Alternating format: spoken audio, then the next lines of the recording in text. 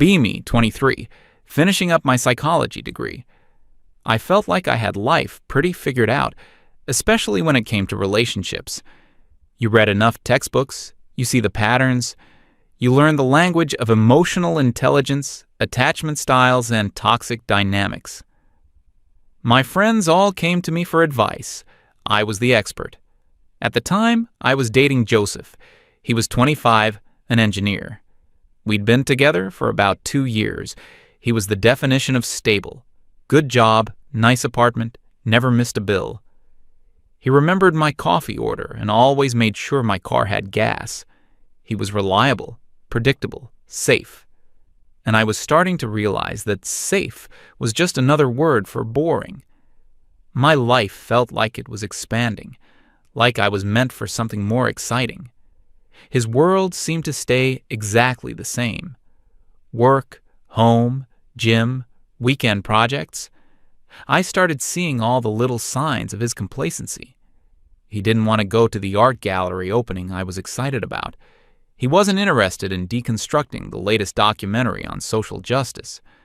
I'd try to talk to him about the patriarchy or systemic issues, and he'd just listen politely and then ask what I wanted for dinner.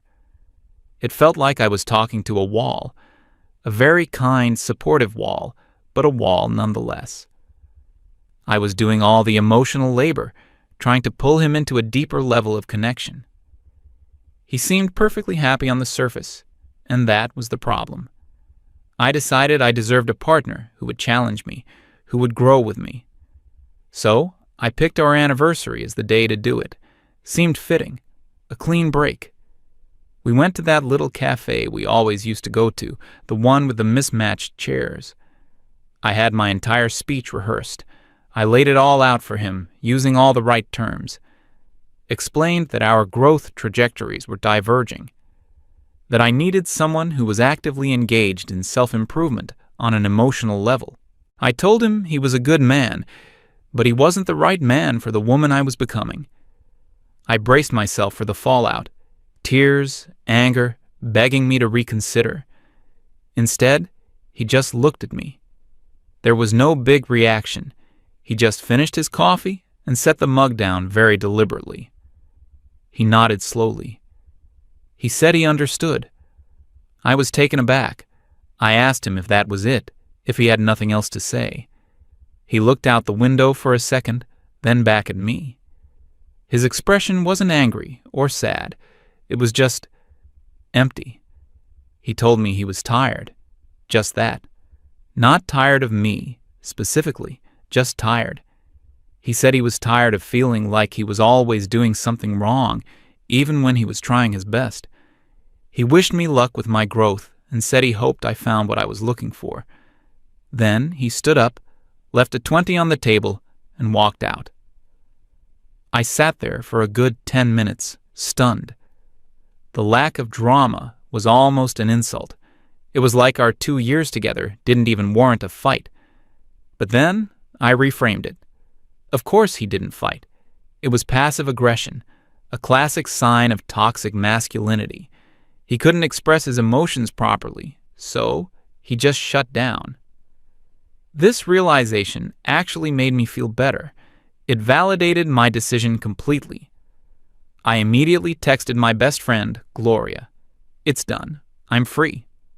She replied instantly with a string of champagne bottle emojis.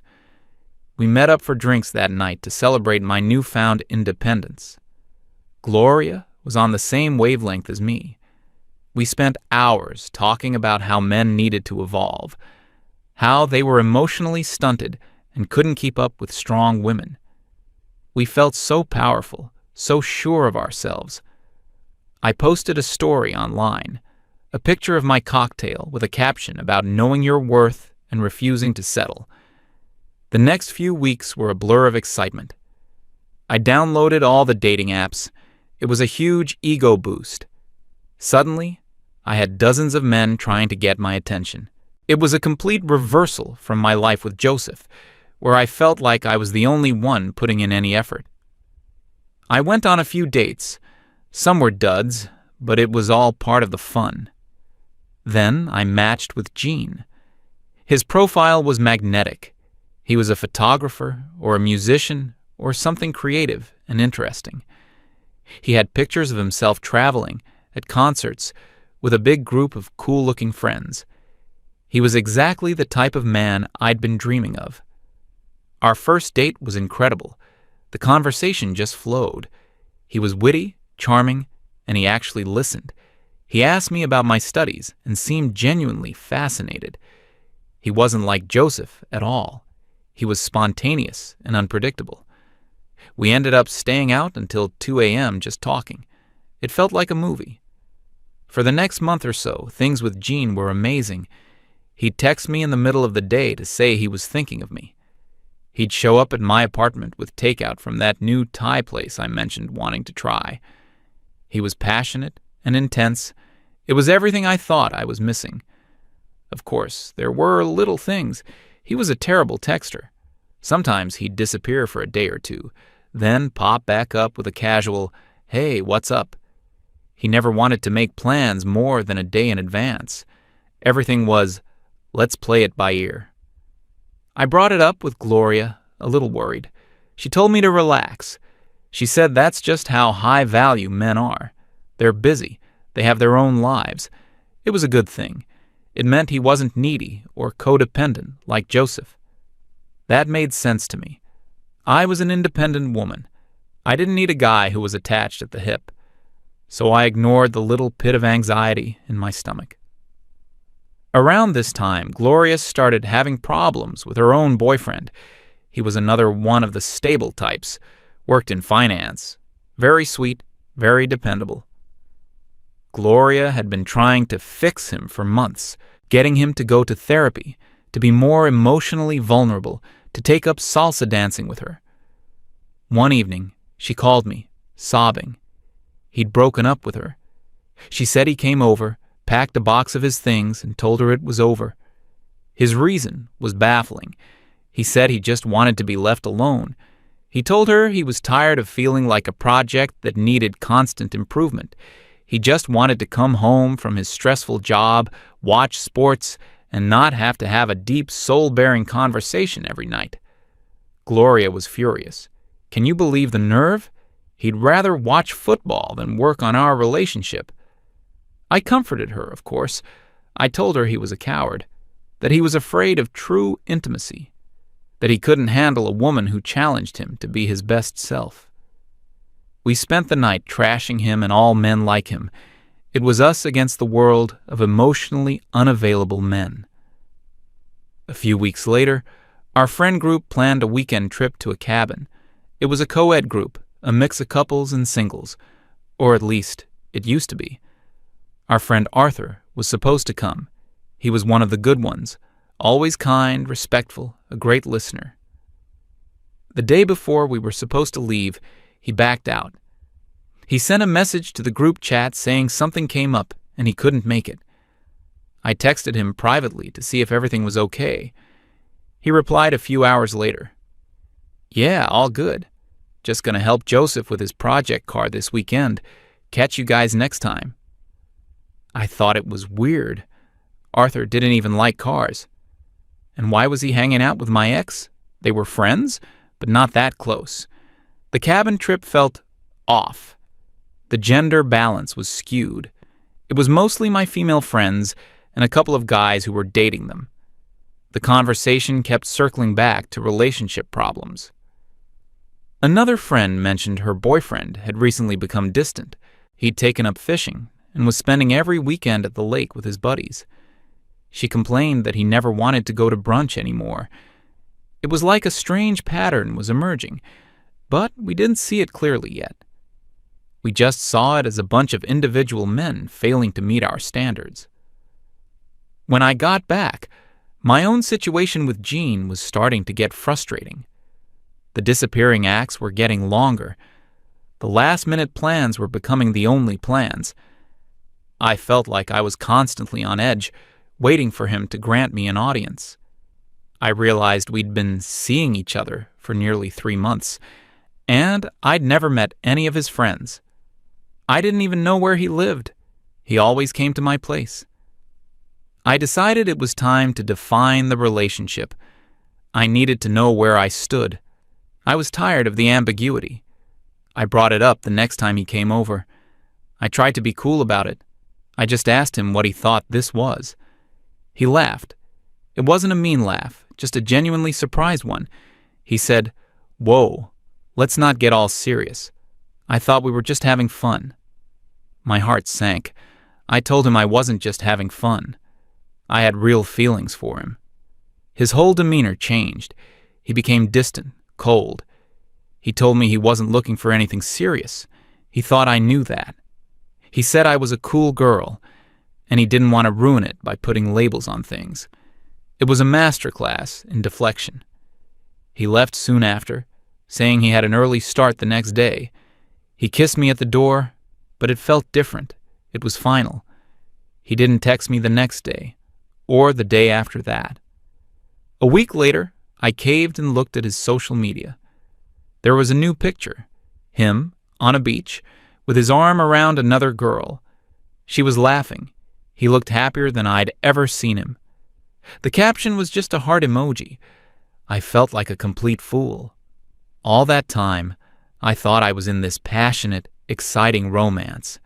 In reality, I was just a convenient option for him until someone better came along. The worst part was the humiliation. He hadn't just rejected me. He'd made me feel insignificant. I cried to Gloria for hours. She was amazing. She brought over ice cream and a bottle of wine. She told me Gene was a classic narcissist, a sociopath. She said I was lucky to be rid of him, that I had dodged a bullet. And I believed her. It was easier than admitting I had been naive. It was easier than admitting that my expert judgment of character had been completely wrong. We decided to have a girls' night to cheer me up. I texted our group chat, the one with Arthur and the other guys in it. "Drinks Saturday night, my place?" The responses were slow and strange. One of the guys said he had to work. Another said he was starting a new workout routine and was avoiding alcohol. Arthur's reply was the most jarring.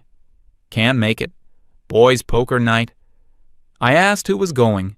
He listed off the names. Joseph, Gloria's ex-boyfriend, the guy who'd taken up fishing, a bunch of other guys from our extended social circle. It was like they had formed their own separate group, a boys' club. Gloria was livid. "They're doing it on purpose. It's because we broke up with their friends. They're taking sides." It seemed plausible, a petty act of revenge. The idea that they might just genuinely want to hang out with each other without us didn't even cross our minds. So, our big co-ed hangout turned into another girls' night. We sat around my living room, and the conversation was the same as always. Complaining about how hard it is to date, how men are trash, how we are all strong, independent women who don't need a man. But the words started to feel hollow. I looked around the room at my friends. We were all smart, funny, attractive women, and we were all single and miserable. Something wasn't adding up. We were supposed to be the prize. We were the ones doing the work, going to therapy, reading the books. We were the enlightened ones. So why were we the ones sitting alone on a Saturday night while the emotionally stunted men were off having fun without us? I pushed the thought away. It was too uncomfortable. I decided to get back on the apps. I just needed to find a better man. Gene was an anomaly. But this time the experience was different. The apps seemed like a wasteland. The quality of men seemed to have plummeted overnight. The profiles were lazy. The messages were crude or just plain boring. Every conversation felt like a chore, an interview where I was the only one asking questions. I'd match with guys who seemed decent, but they'd ghost after a few messages. I lowered my standards. Then I lowered them again. Nothing worked. I felt invisible. The validation I'd gotten before was gone. It was like the dating pool had been drained and only the bottom feeders were left. I started to feel a real sense of despair. This wasn't how it was supposed to be. I had done everything right. I'd left the boring but stable relationship. I'd gone after the exciting guy. I'd cut out the toxicity. I was following all the rules that modern dating gurus preach. So why was I more alone than ever? My social life was shrinking too. The big group hangs just stopped happening. Without the guys to bridge the different female friend groups, everything just sort of splintered. My world became smaller and smaller. It was just me and my echo chamber of angry, single friends. We'd meet for brunch and have the same conversation on a loop. It started to feel less like a supportive friendship and more like a group therapy session that never ended. We were all just reinforcing each other's misery. One afternoon, I was walking home from class and I saw him. Arthur. He was coming out of a hardware store, carrying a plank of wood. He looked different, more relaxed, healthier. I called out to him. He seemed surprised to see me, but he smiled politely. We made some awkward small talk. I asked him what he was up to. He told me he was building a bookshelf. He'd gotten really into woodworking. He showed me a picture on his phone of a coffee table he'd just finished. It was actually really impressive. He seemed so passionate about it, more animated than I'd seen him in years. I asked why we didn't see him around anymore. I tried to make it sound casual, like a joke. Don't like us anymore? He didn't laugh. He just shrugged and said life had gotten busy. He told me he was spending less time going out and more time on his hobbies. He said it was making him happy. He didn't mention us. He didn't blame anyone. He just stated it as a fact. His new life, without our social circle in it, was better. The conversation was short. He said he had to get going. As he walked away, I felt a chill. It wasn't malice. It wasn't revenge. It was indifference. We had become irrelevant to him. And I had a terrifying thought. Maybe it wasn't just him. Maybe we were becoming irrelevant to all of them. That brief encounter with Arthur shook me more than I wanted to admit. His indifference was like a slap in the face. I tried to bring it up with Gloria, expecting her to be outraged on my behalf. Instead, she just scoffed. She said Arthur was probably just embarrassed to be seen buying supplies for such a low-value hobby. She claimed he was secretly miserable and just putting on a brave face. Her explanation sounded weak, even to me, but I went along with it. It was easier than confronting the alternative. The following months passed in a dreary haze. My life, which had once felt so full of possibilities, had become incredibly small. My routine was class, gym, and then back to my empty apartment. Weekends were reserved for brunch with the girls, where we'd dissect the same failed dates and complain about the same problems. The group chat was a constant stream of negativity. Every conversation felt like we were picking at a wound, never letting it heal. One of our friends tried to set me up with her cousin. She described him as a nice, stable guy, the same words I once used for Joseph. I felt a flash of irritation. I didn't want nice and stable. I wanted excitement. But desperation won out. I agreed to meet him. The date was excruciating. He was a perfectly pleasant person. He had a decent job. He was polite. He asked me questions about myself. But I couldn't stop my mind from judging him. His shirt was a little wrinkled. His jokes were a bit lame. He talked about his fantasy football league. I felt nothing. No spark, no chemistry. It was like I was going through the motions. I ended the date early, making up an excuse about having to study. I knew I was being unfair. He was probably a great guy for someone. But he wasn't Gene, and he wasn't what I thought I deserved. I felt a strange sense of loss for the easy comfort I once had with Joseph, a comfort I had mistaken for boredom. I pushed the feeling down. I was just in a slump. One Saturday afternoon, I was driving home and took a detour to avoid some traffic. The route took me past a local park near an industrial area. I saw a few familiar cars parked on the side of the road. Curiosity got the better of me. I slowed down and looked.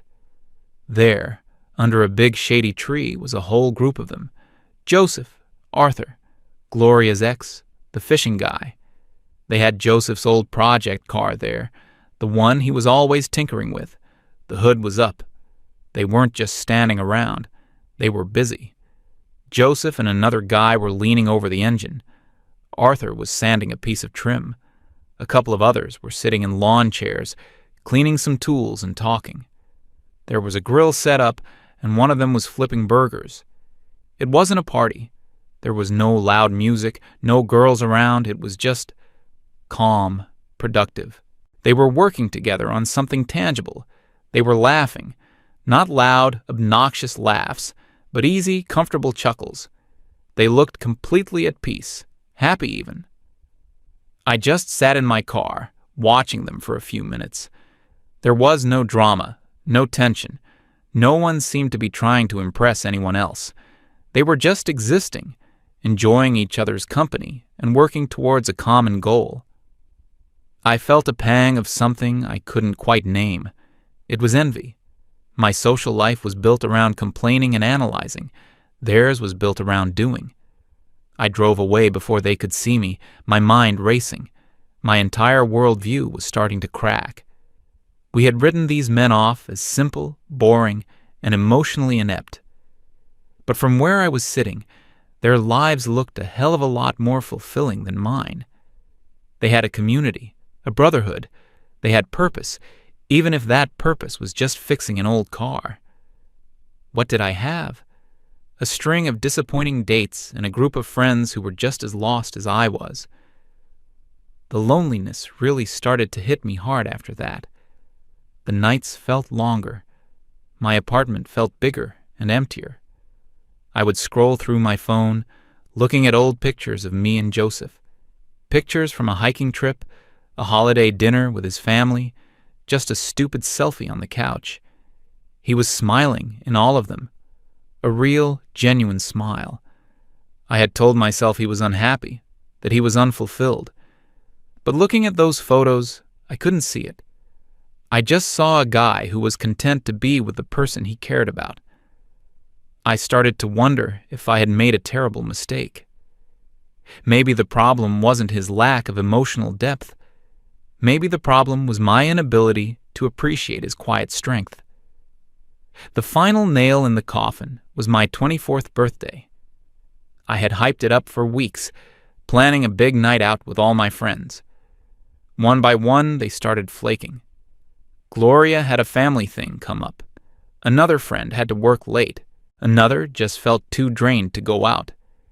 In the end, my big birthday celebration was just me and two other friends at a half-empty bar. We tried to have fun, but the energy was just off. We took a few sad-looking selfies and called it a night by 11 p.m. I went home and sat on my couch in the dark, still in my party dress. I had never felt so utterly alone in my entire life. This was my empowered life. This was the result of choosing myself. It was pathetic. I picked up my phone, my fingers hovering over Joseph's contact info. I hadn't deleted his number. I told myself it would be pathetic to text him. He had moved on, but the silence in my apartment was deafening. I just wanted to hear a familiar voice. I typed out a message. "Hey, just thinking of you. Hope you're doing well?" I stared at it for a long time, then deleted it. It was too transparent. I needed a reason to see him, a real-world excuse. A few days later, my car started making a weird noise, a rattling sound from under the hood. In the past, I would have just called Joseph. He knew everything about cars. It was the perfect excuse. I knew the general area where he worked. I also knew he usually went to a specific auto parts store nearby during his lunch break. It felt manipulative and crazy, but I didn't care anymore.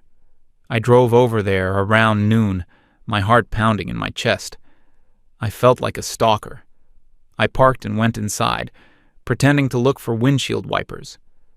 I wandered the aisles for what felt like an eternity. Just as I was about to give up, I heard his voice.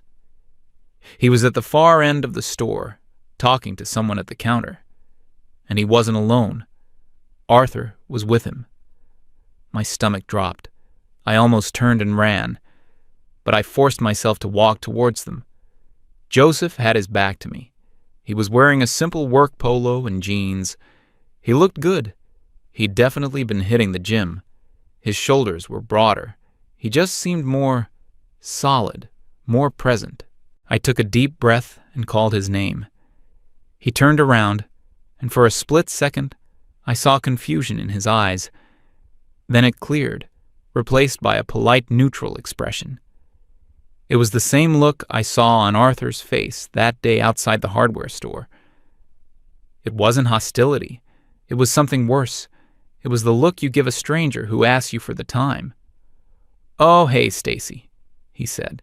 His voice was calm. Arthur just gave me a tight-lipped nod. I launched into my rehearsed story about my car. I described the rattling noise, trying to sound helpless, hoping he would offer to take a look like he always used to. He listened patiently until I was finished. He didn't offer to help.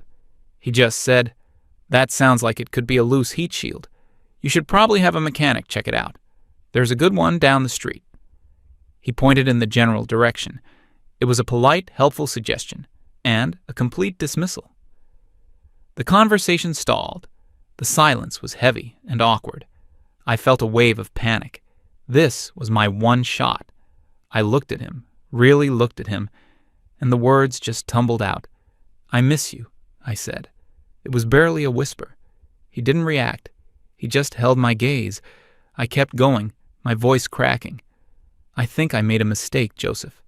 I was wrong about everything. I was so caught up in I don't know what, but I was wrong. I expected something. Anger, vindication, maybe even a flicker of the old affection. I got nothing." He glanced at Arthur, who was deliberately looking at a display of air fresheners. Then he looked back at me. His eyes were not unkind, but they were completely detached. He let out a long, slow breath, not a sigh of frustration, but one of resignation. "Stacy," he started, and his tone was gentle, like he was explaining something to a child. "It's not about you being right or wrong anymore. That doesn't matter." He paused, searching for the right words. "The thing is, I'm just tired. I was tired then, and I'm a different kind of tired now." "Tired of what?" I asked, my voice pleading. "Of the game," he said simply. "Tired of the constant tests. Tired of feeling like I was always one wrong word away from a 3-hour lecture. Tired of being told my hobbies were dumb, my feelings were invalid, and my way of relaxing was wrong."